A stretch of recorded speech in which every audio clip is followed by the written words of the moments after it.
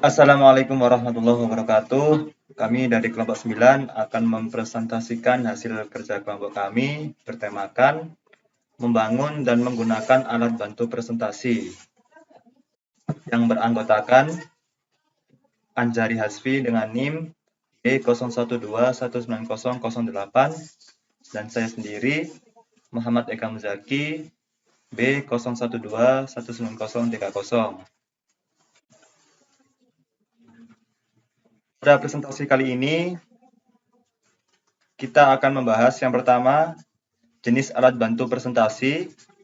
Yang kedua, kriteria memilih alat bantu presentasi. Yang ketiga, merancang alat bantu presentasi yang efektif. Yang keempat, metode untuk menampilkan alat bantu presentasi. Yang kelima, pedoman menggunakan alat bantu presentasi selama pidato.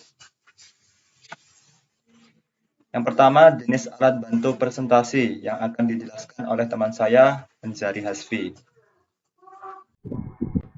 Oke, next selanjutnya akan saya jelaskan. Yang pertama itu jenis alat bantu presentasi. Jenis alat bantu presentasi itu sebelum memilih alat bantu yang akan digunakan untuk pidato, kita perlu mengidentifikasi apakah alat tersebut mudah digunakan dan tersedia di beberapa tempat tertentu, dan sehingga dapat mempermudah selama proses berpidato. Lalu beberapa contoh alat bantu presentasi, salah satunya yaitu yang pertama yaitu objek nyata. Objek nyata sendiri itu sampel fisik atau benda mati dari makhluk hidup yang menyampaikan ide. Lalu ada juga model. Model itu adalah alat bantu visual yang efektif jika objek berukuran tidak tepat, terlalu rumit untuk dipahami secara visual. Seperti contohnya kita menjelaskan beberapa desain dari smartphone, mulai dari ukuran layar dan juga dimensinya dengan cara kayak seperti ini. Kita ukur dengan alat bantu efektif gitu. Jadi kita langsung menjelaskan langsung objeknya secara visual. Lalu selanjutnya yaitu foto. Jika Anda membutuhkan reproduksi materi yang akurat, gambar diam atau foto adalah bantuan visual yang bagus. Seperti contohnya kita menjelaskan sebuah sejarah dari zaman, contohnya seperti zaman Majapahit, dan juga bagaimana sih kondisi hotel Majapahit pada saat itu. Mungkin bisa kita jelaskan dengan cara menampilkan salah satu foto dari bangunan atau foto dari sejarah era zaman tersebut. Lalu ada juga diagram sederhana. Diagram sederhana sendiri itu merupakan jenis gambar yang menunjukkan bagaimana keseluruhan terkait dengan bagian itu. Lalu selanjutnya yaitu ada peta. Peta ini relatif mudah dibuat. Peta sederhana dapat digunakan juga untuk memandu pemirsa ke tempat tujuan, seperti contohnya kita sebagai tour guide ya. Kita pasti menjelaskan sebuah lokasi atau tempat kepada pemirsa kita, agar gampang atau mudah dipahami dan relatif mudah untuk dibuat, yaitu dengan cara kita memberikan sebuah contoh peta gitu ya. Lalu selanjutnya itu bagan. Bagan adalah representasi grafis yang menyaring banyak informasi dan menyajikannya kepada audiens dalam format visual yang mudah ditafsirkan. Lalu juga ada juga grafik. Grafik itu adalah yang menunjukkan perbandingan bilangan. Fungsi dari grafik ialah untuk menunjukkan hubungan antara dua atau lebih variabel pada waktu yang sama atau pada waktu yang berbeda dalam satu atau lebih dimensi. Lalu juga ada materi audio. Materi audio menyempurnakan pesan verbal dengan suara. Ini sangat berguna ketika kita sulit dan juga kita tidak mungkin untuk mengekspresikan suara dalam sebuah kata-kata. Lalu ada juga materi audiovisual. Klip pendek, film, dan video dapat digunakan untuk menunjukkan konsep dan proses serta memperkenalkan toko-toko kunci kepada pemirsa. Lalu ada juga materi sensorik lainnya, tergantung nih pada subjeknya. Materi sensorik lain yang menarik bagi indera penciuman, sentuhan, atau rasa dapat secara efektif meningkat bahasa. Seperti pada contohnya kita membahas sebuah aroma bau parfum gitu ya. Kita harus memberikan sebuah contoh kepada audiens kita bagaimana bau parfum ini dengan cara membawa alat parfumnya dan langsung boleh dicobakan kepada audiens kita. Lalu kriteria memilih alat bantu presentasi. Dalam memilih alat bantu presentasi, kita itu harus memperhatikan beberapa hal. Di antaranya ide teratas. Ide teratas ini adalah ide yang ingin Anda tekankan menggunakan alat presentasi Anda. Jadi dipastikan konten yang Anda gunakan cocok dengan apa yang Anda ingin audiens Anda ingat. Lalu ada juga ide rumit yang sulit dijelaskan, namun mudah dipahami. Misalnya menunjukkan cara memegang tongkat golf dengan benar. Lebih mudah dan jelas daripada menjelaskan posisi masing-masing tangan dari jari. Lalu juga jumlah alat bantu presentasi yang harus diperhatikan. Misalnya dalam pidato 5 menit menggunakan 3-5 alat bantu presentasi jauh lebih efektif daripada menggunakan lebih banyak. Seperti contohnya kita mau berpidato atau mempresentasikan apa yang kita akan sampaikan, maka apa yang harus kita bawa? Seperti contohnya LCD proyektor dan juga pens untuk mengubah slide tampilan dari LCD proyektor itu tersebut, dan juga jangan lupa untuk membawa laptop jika tidak disediakan oleh bagian sana sendiri. Lalu yaitu gunakan alat presentasi efektif dan mudah untuk dibawa. Dan sedikit banyaknya audiens perlu kita perhatikan karena itu berpengaruh pada alat peraga yang akan kita gunakan. Lalu kita harus siap sedia alat presentasi sendiri. Jika semisal kita tidak bawa, semisal dari sekolahan atau tempat kita presentasi tidak menyediakan alat-alat presentasi kita, maka kita harus bersiap-siap atau menyiapkan alat sendiri untuk presentasi di sana. Dan lalu ada juga yang dimana gunakanlah waktu sisa untuk menyempurnakan pidato Anda dengan berimprovisasi. Jadi jika semisal waktu kita masih banyak, waktu kita presentasi masih sisa, gunakanlah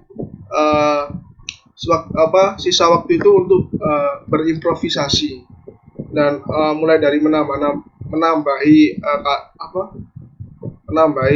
materi apa yang kurang kita jelaskan tadi, bisa kita tambahin di akhir pidato jika semisal ada waktu yang sisa dari waktu pidato kita.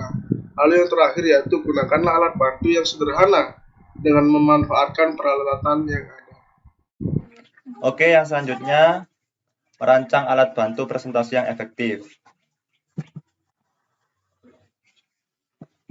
Bagi menjadi 2 sub pembahasan. Yang pertama, desain alat presentasi efisien buatan tangan dan merancang alat bantu yang efektif menggunakan perangkat lunak presentasi. Nah, ada tips alat bantu presentasi yang maksimal. Pertama, batasi bacaan yang dibutuhkan audiens. Batasi jumlah baris pada bantuan menjadi 6 atau kurang. Dan tulis poin sebagai frasa pendek daripada kalimat lengkap. Selanjutnya, sesuaikan visual dari sumber lain sehingga sesuai topik dan audiens. Gunakan alat bantu visual yang berasal dari sumber yang relevan. Jika tidak, maka sederhanakan hingga mencakup informasi yang ingin disampaikan saja. Yang ketiga, gunakan foto atau tipe ukuran yang dapat dilihat oleh audiens. Buat draft bantuan yang kemudian periksa ukurannya dengan bergerak sejauh mungkin dengan tujuan audiens bagian belakang terlihat. Yang keempat, gunakan gaya cetak yang mudah dibaca. Hindari mencetak dengan cara yang beragam agar memudahkan audiens untuk membacanya. Kelima, gunakan huruf besar dan kecil. Kombinasi huruf besar dan kecil lebih mudah dibaca daripada hanya huruf besar saja. Yang keenam, pastikan informasi ditata dengan cara yang estetis. Sisakan ruang putih yang cukup di sekitar keseluruhan visual, sehingga mudah untuk mengidentifikasi setiap komponen, membuat identitas ide bawahan, mengeja kata dengan benar, dan menggambar serta mencetak dengan rapi. Yang ketujuh, tambahkan gambar atau simbol visual lain untuk menambah minat. Sebagian besar paket grafik komputer memiliki berbagai macam clip art. Sepotong clip art terlihat lebih profesional dan lebih dramatis. Yang kedelapan, gunakan warna secara strategis. Meskipun hitam dan putih dapat bekerja dengan sangat baik untuk alat bantu visual, pertimbangkan untuk menggunakan warna secara strategis untuk menekankan poin. Nah, adapun merancang alat bantu yang efektif menggunakan perangkat lunak presentasi. Perangkat lunak presentasi adalah program komputer yang memungkinkan dalam menyiapkan dan menyimpan alat bantu visual secara elektronik menggunakan komputer. Berikut ada 7 tips untuk membantu membuat alat bantu buatan komputer yang menarik dan efektif. Yang pertama, rencanakan bantuan sebelum memulai menggunakan perangkat lunak. Yang kedua, batasi jumlah visual yang Anda buat. Yang ketiga, gunakan daftar berpoin untuk menyajikan informasi tambahan yang bukan merupakan bagian dari pesan verbal. Yang keempat, gunakan font yang mudah dibaca dan enak dipandang. Yang kelima, gunakan font 30 poin atau lebih. Yang keenam, pertimbangkan warna dengan cermat. Yang terakhir, tetap sederhana.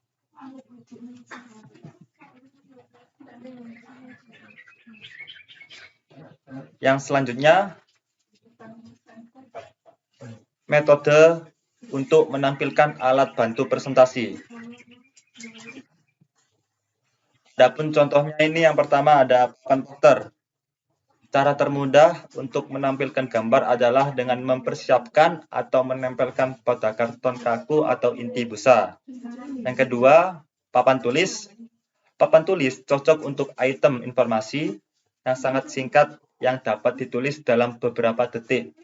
Namun demikian, kemampuan menggunakan papan tulis secara efektif harus menjadi bagian dari pembicara manapun.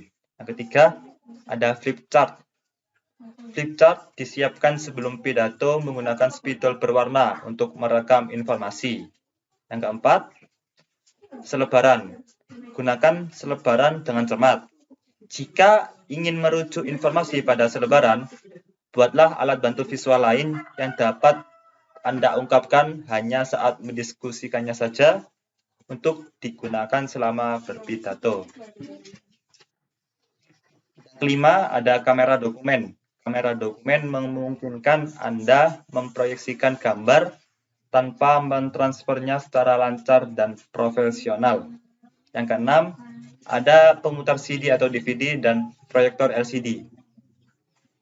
Untuk menayangkan TV, film, dan klip video untuk pidato di kelas, pemutar VCR dan DVD, serta monitor televisi harus memadai.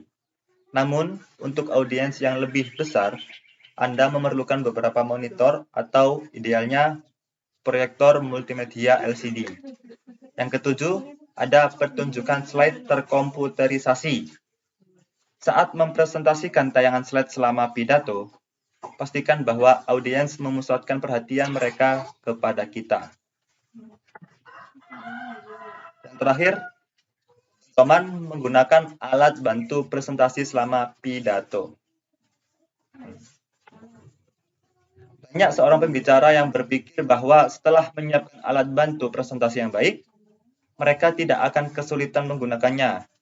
Namun, banyak pidato dengan alat bantu yang baik menjadi amburadul karena pembicara tidak berlatih dengan alat bantu tersebut. Berikut ada beberapa pedoman untuk menggunakan alat bantu presentasi secara efektif dalam pidato Anda. Yang pertama, rencanakan dengan cermat kapan menggunakan alat bantu presentasi. Kedua, tempatkan alat bantu presentasi dan perlengkapan audiovisual sebelum memulai pidato. Yang ketiga, perlihatkan atau mainkan alat bantu presentasi hanya saat membicarakannya.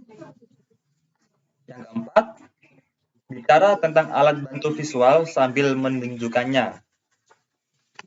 Yang kelima, bicaralah dengan audiens, bukan dengan alat bantu visual. Yang keenam, perlihatkan alat bantu visual sehingga semua orang di antara hadirin dapat melihatnya. Dan yang terakhir, hindari melewati benda-benda di sekitar penonton. Nah, jadi kesimpulan pada presentasi kali ini itu yakni alat bantu presentasi memungkinkan audiens untuk melihat serta mendengar informasi. Mereka berguna ketika mereka membantu anggota audiens memahami atau mengingat informasi penting. Jenis alat bantu visual yang paling umum adalah objek, model, foto, gambar dan diagram sederhana, peta, bagan, dan grafik lainnya. Jenis alat bantu presentasi yang mungkin Anda gunakan termasuk materi audio, audio visual, dan item sensorik lainnya. Ketika Anda berencana untuk menggunakan alat bantu presentasi dalam pidato, pastikan berlatih menggunakannya saat Anda melatih pidato. Posisi bantuan dan peralatan sebelum memulai pidato Anda. Perlihatkan alat bantu presentasi sehingga semua orang di antara penonton dapat melihatnya. Bicaralah dengan audiens, bukan dengan bantuan presentasi Anda. Demikian presentasi dari kelompok 9. Kurang lebihnya mohon maaf. Jika ada yang ingin ditanyakan, silahkan. Saya tutup. Wassalamualaikum warahmatullahi wabarakatuh.